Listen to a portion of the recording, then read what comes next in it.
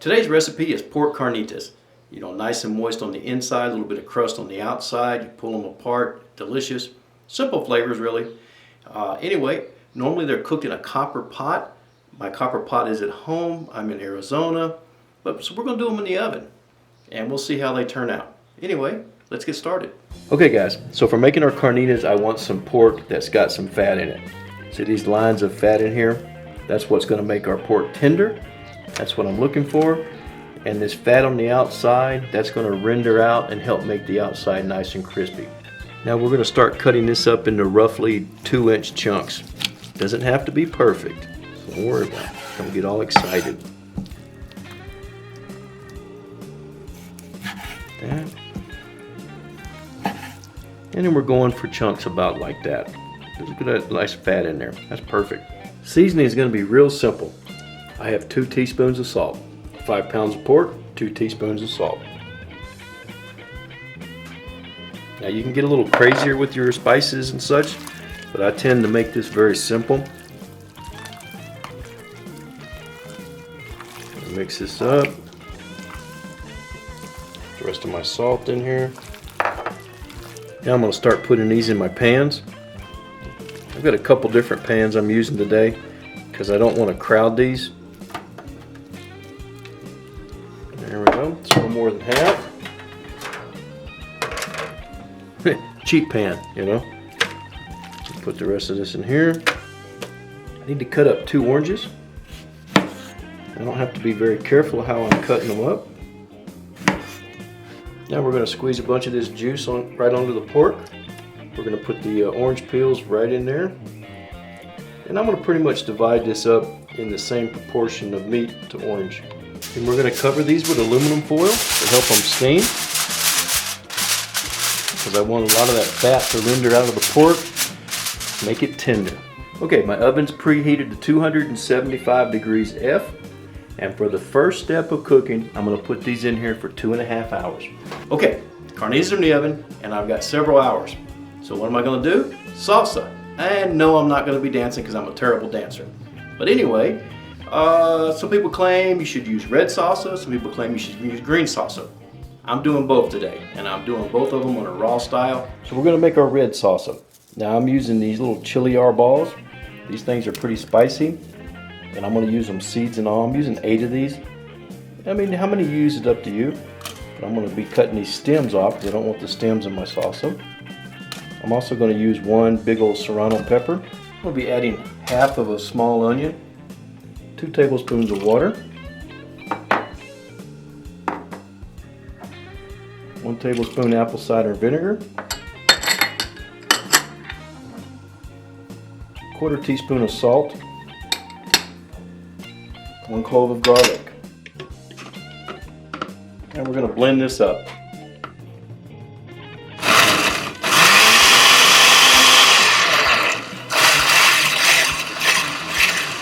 So I'm going to take 4 Roma tomatoes. I'm going to cut them into quarters. It's just so that they're easier to blend up. I'm going to cut that little end off of them. You don't really have to do that, but I don't like that in my salsa. We're going to put these in there. Now that we have our tomatoes in here, we're just going to pulse these. I don't want to blend them real fast or they'll aerate and it'll turn the salsa kind of pinkish. Now I'm going to scrape down my bowl.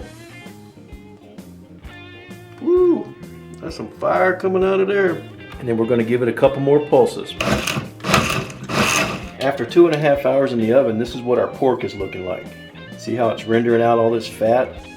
Well, what I'm doing is I'm just flipping it over. That way the other side can be cooked in that juice. And then we're going to put it back into the oven, still at 275. We're going to put it back in there for another 2.5 hours. For our raw green salsa, we're going to be using some tomatillos. I like to buy them whenever they have a little bit of this white, yellow looking color to them instead of being all the way green. That means they're a little more mature, a little bit sweeter.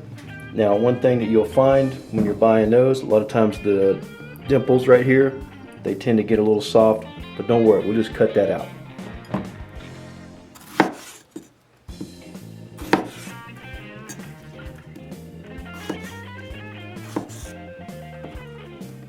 Throw that in the blender.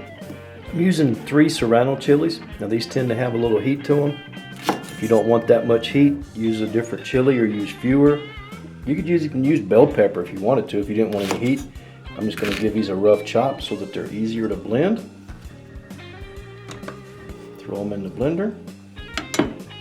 I've got 6 chili DR balls. Now these are spicy. I'm using seeds and everything. You don't have to do that. I've got 2 tablespoons of water, 2 cloves of garlic. I've got half of a small onion. Throw that in there. I'm going to need some salt. I'm using half a tablespoon. You don't have to use that much, or you can use more. Now this is a controversial issue. It's got MSG in it, but a lot of the taquerias and stuff, they use this and it gives you a little flavor punch. I'm not going to use it today. That's fine. Just letting you know, if you're trying to make it taste like your taqueria salsa, you might want to add a little of that. I'm going to add roughly 2 tablespoons of olive oil.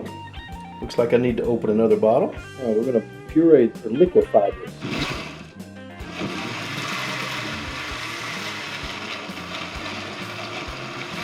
Now I've got 1 medium avocado. I'll put this in here.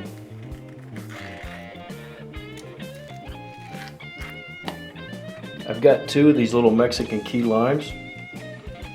I'll put the juice of those in here.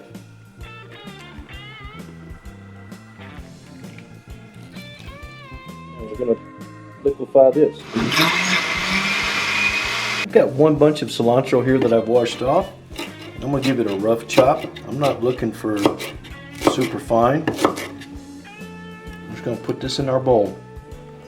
I have 1 medium avocado. I'm going to peel this. Hopefully it looks good whenever I open it up. Look at there, that looks good. Take the seed out. Pop that off.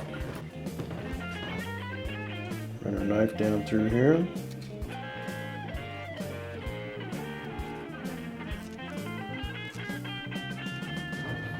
We'll take our avocado. Put our diced avocado in the bowl. Now we're going to take and pour our salsa in here. We're going to give it a mix. Then we're going to throw this in the refrigerator for about an hour. And about every 30 to 45 minutes we want to go in here and flip our meat over. And this is what they look like when they come out of the oven. And what I'm doing over here, I'm just heating up some tortillas. I'm using corn today. You could easily use flour if you wanted to. What type of tortilla do you use? Do you like flour or corn? While my tortillas are finishing up, we're going to go ahead and shred this. Look at there, nice and moist. Just what I'm looking for. So let's assemble our tacos.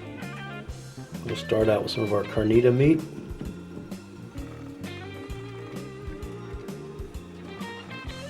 We'll take some of our red salsa on this one. This is going to be a red salsa one. And we're going to make this guy a mix. This guy's going to be a green salsa one.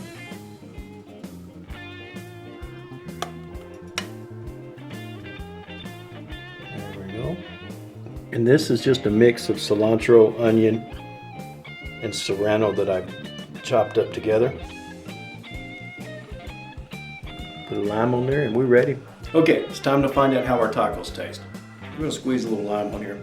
I'm going to try the one with the mixed salsa. It's got the red and the green. We don't want to exclude anybody.